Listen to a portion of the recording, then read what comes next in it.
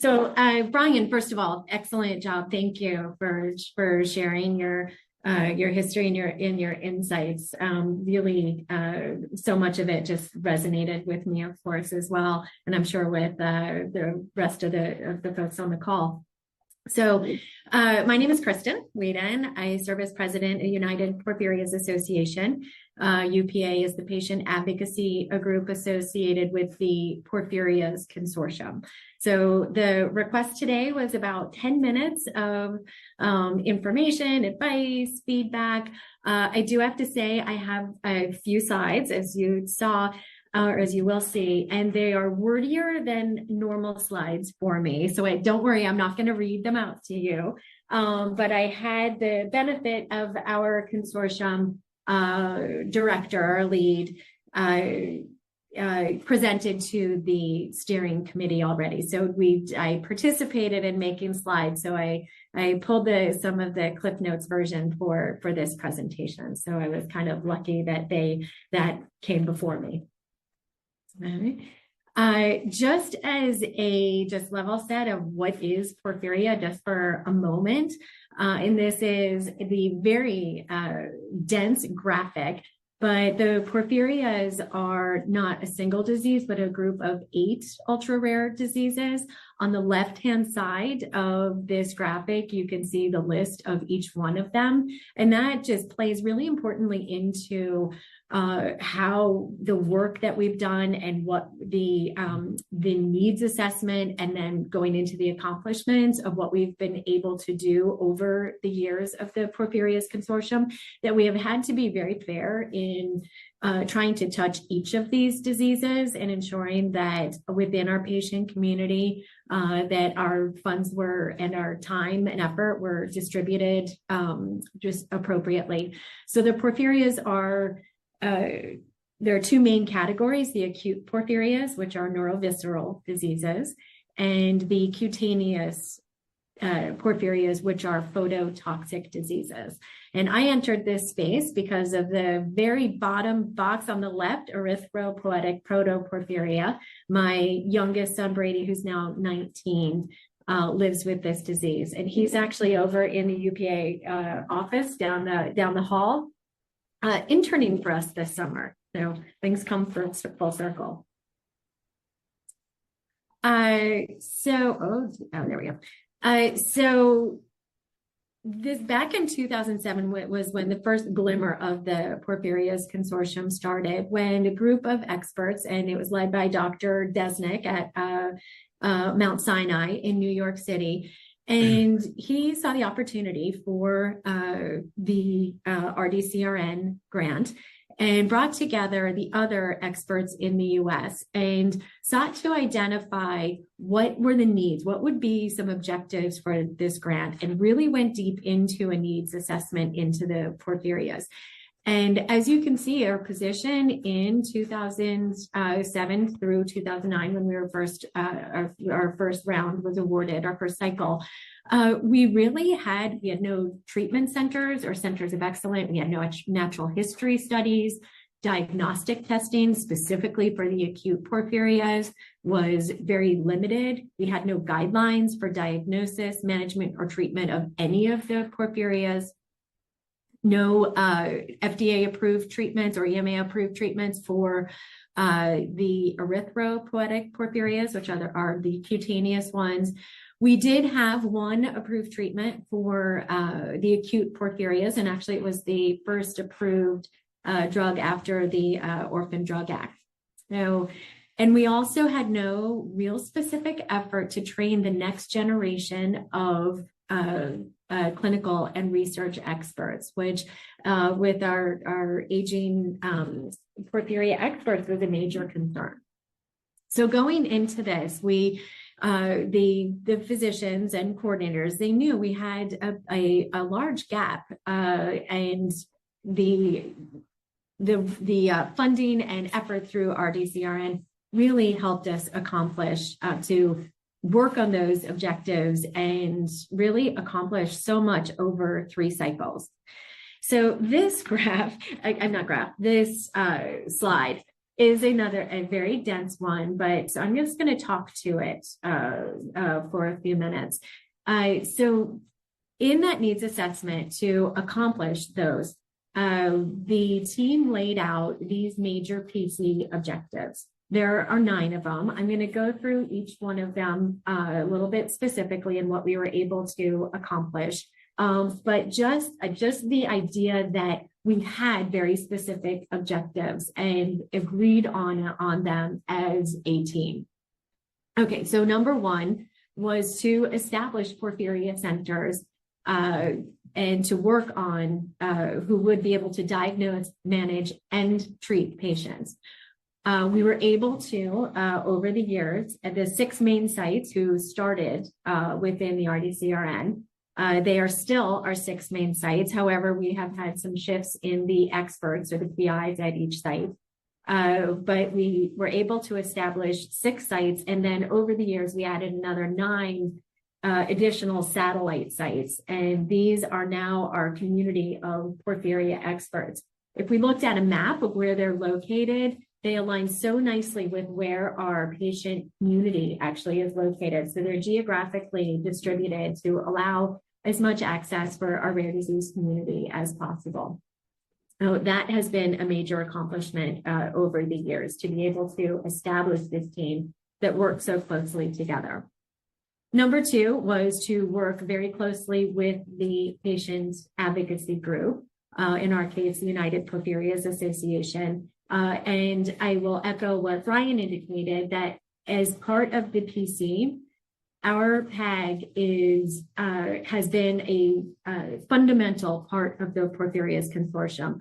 We are included in every meeting or planning every meeting. Our opinion and that of our patient voice has been included every step of the way. We are a valued member of the team, and we have very close relationships with each of our researchers and Porphyria centers.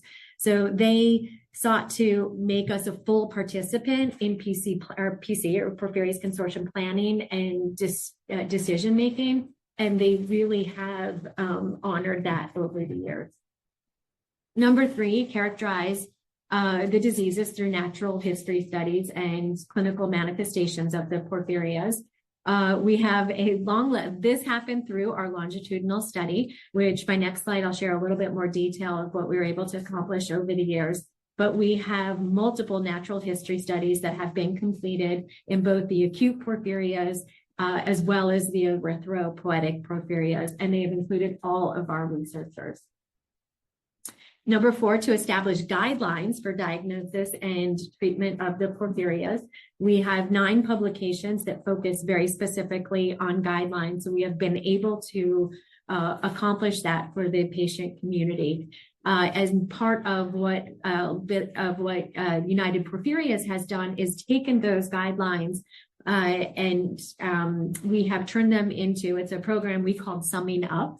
And we turn those guidelines into patient-friendly or summaries or plain language summaries. And that has been really well received by our patient community. And even further, we turn them into a toolkit for the patients to know when they need to have specific testing, follow-up appointments, and be back in touch with the Porphyria Center. So that has been, again, a well-received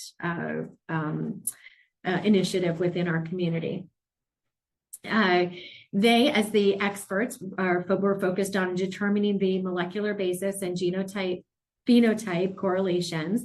And there have been multiple publications and studies that have focused on that. And again, for all the porphyrias, we again needed to ensure that that no porphyria was left behind. Number 6, facilitate new treatments for the porphyrias. We have since the Porphyrias Consortium was launched, we participated with our industry partners, and we have one FDA approved treatment for the erythropoietic porphyrias. We have 2 more in clinical trials and a third investigational treatment that is starting clinical trials. We also have an FDA approved treatment, another FDA approved treatment for the acute hepatic porphyrias. Both of those, we had October of 2019 and November of 2019, back-to-back FDA approvals. So that was a particularly fun time to go into a commercial launch pre-COVID. But our team really helped to facilitate that, and every one of our PC sites was a clinical study site for all of those trials. So we have very close relationships with our pharmaceutical partners. I'm feeling like I'm getting a little wordy here. I'm going to do number 8 and 9 and then move on to my next slide. We have a program focused on training the next generation of porphyria experts. We had a large concern about the loss of expertise. So we have a mentored program, very specific mentored program, where each of our porphyria experts has a mentee, and they are included in all meetings, they're included on publications, they're included in research.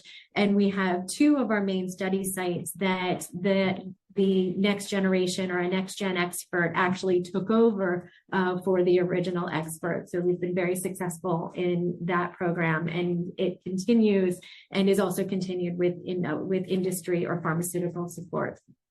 And then last on this list, we really wanted to establish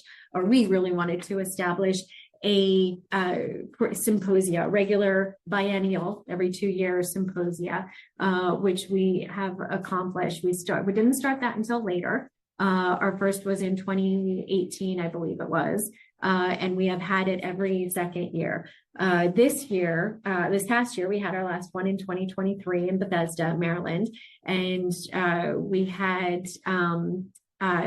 had speakers from both NIH and the FDA join us, which was particularly well received. And our next one will be in 2025 in Arlington, Virginia. So our patient registry, I think, is one of our biggest things that came, I know it is the biggest thing that came out of our involvement with RDCRN.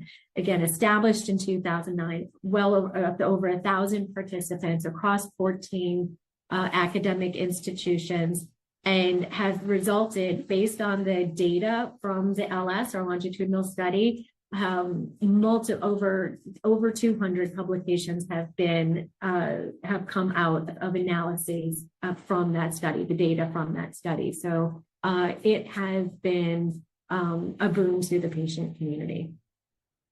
So we would say, as a team, and this is, we have discussed this a lot, but the value of participating in RDCRN, or being a consortium or consortia, was really bringing together the experts in the US that didn't have a formal way to work together before.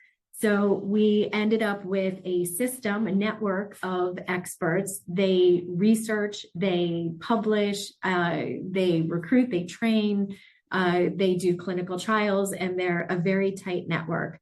Another boon for the value of RDCRN participation is the support and the guidance that we have received over time from our NIH partners. And that is coming directly from all our experts. Don't worry, I'm not going to go through each one of these. I'm going to highlight the one, my favorite. And this is after 15 years of the Porphyrias Consortium, bringing together the experts and that work well together. As you can move mountains when the researchers and the research coordinators work well together. So number 2 is recruiting a strong project manager, which we have had multiple over the 15 years, but very, very strong individuals. I would say research coordinators make the world go round, ensuring that the research coordinators are also at each study site, are also integrated into your consortia. and have regular meetings on their own and regular collaboration. They really do make a huge difference, and they're the ones that are often closest to the patients. Our team, our experts would say that number 11 was very critical in distributing funds equitably among the sites, though that there wasn't arguing over money or one more important than the other. I'm sure you have just kind of had a chance to peruse this slide a little bit, but we as a team feel like we have had such a great interaction and being supported, but through RDCRN and areas of NIH have been just excellent. So next steps, what did we do? Sustainability, as Brian said, the number one thing, think about it early and often. We established in 2020 the American Porphyrias Expert Collaborative. And it is a separate 501c3 known as Apex. And we have, as we know, the PC will sunset, we have built Apex. So again, we established it in 2020. The board of directors are the main study sites, as well as me as a representative from the PAG. I'm on the executive committee of the board.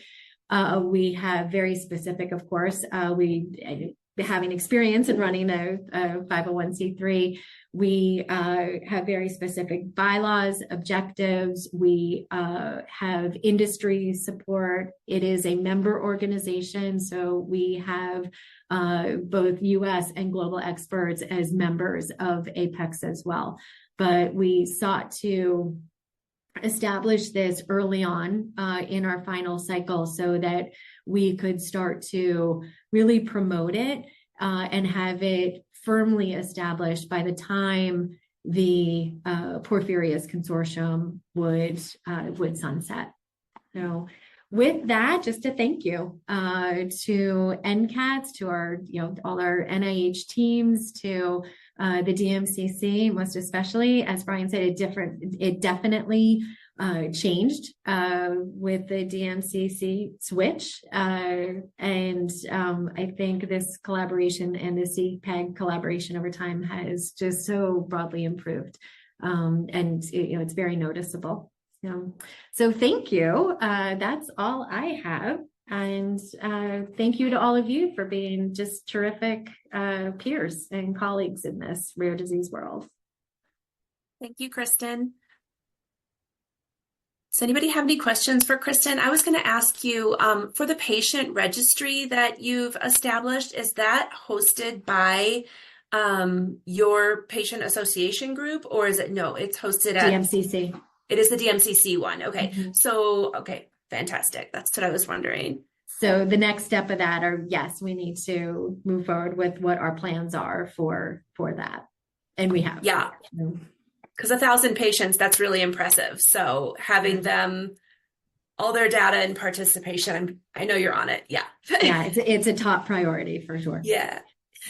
So any other questions for Kristen? Thank you so much for these two great presentations. A lot of thought and tips for people to keep in mind as they get closer to those sunsetting days.